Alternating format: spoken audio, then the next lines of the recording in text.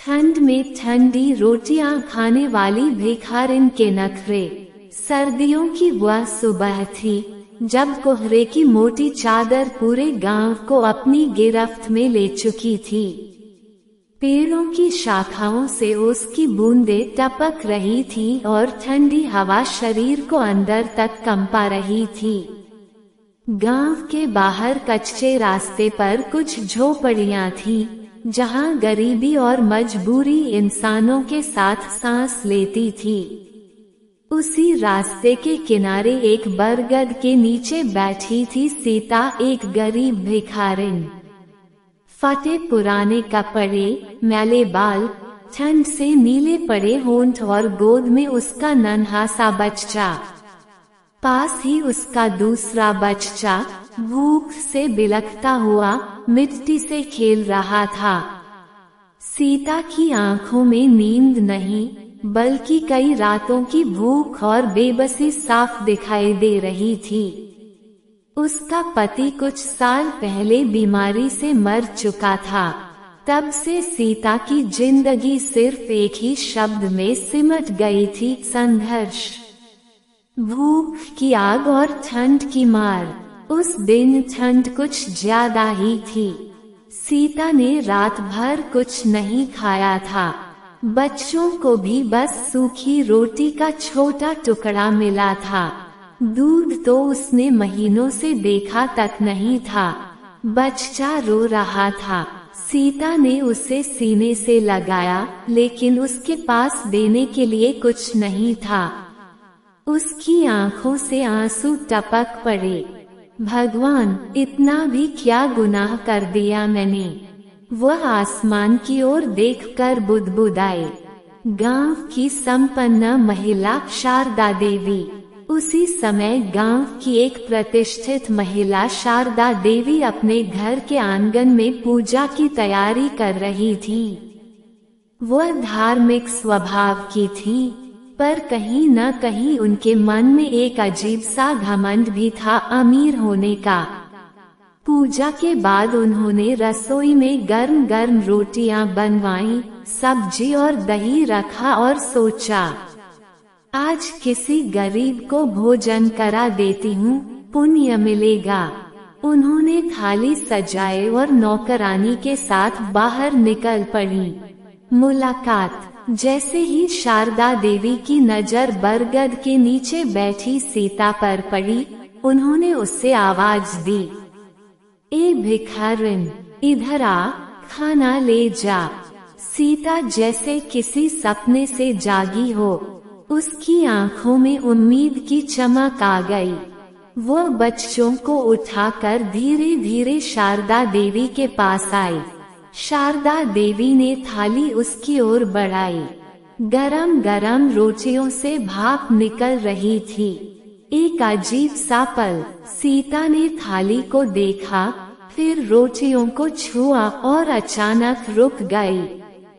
उसने धीमी आवाज में कहा, मालकिन, ये रोटियां ठंडी हैं क्या? शारदा देवी चौंक गईं। क्या कहा? ठंडी? अभी अभी बनी है। सीता ने सिर झुका लिया। मालकिन, मेरे पेट में बहुत जलन रहती है।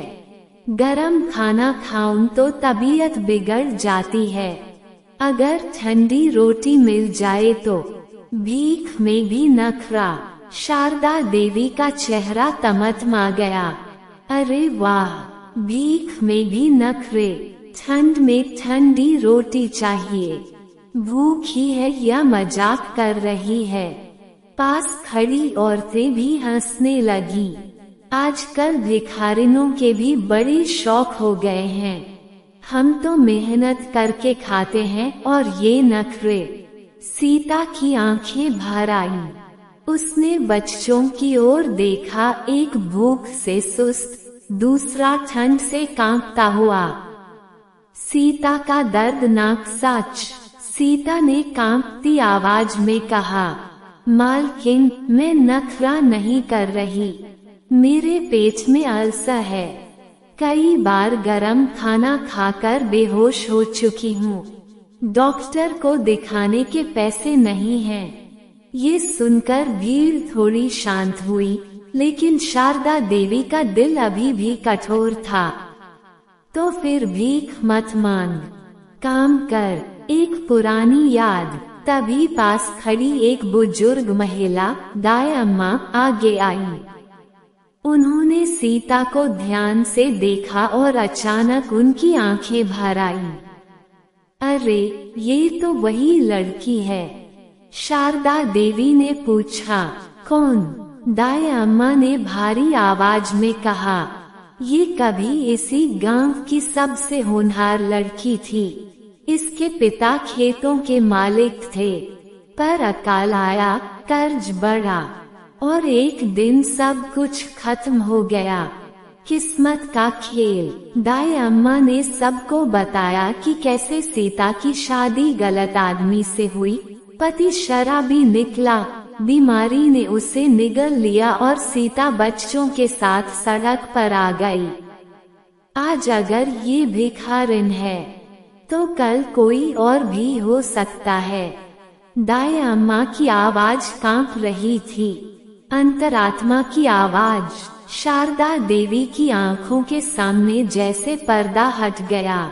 उन्हें अपनी बेटी याद आ गई। अगर किस्मत ने साथ न दिया होता तो। उन्होंने धीरे से थाली नीचे रखी और कहा, सीता, माफ कर दे।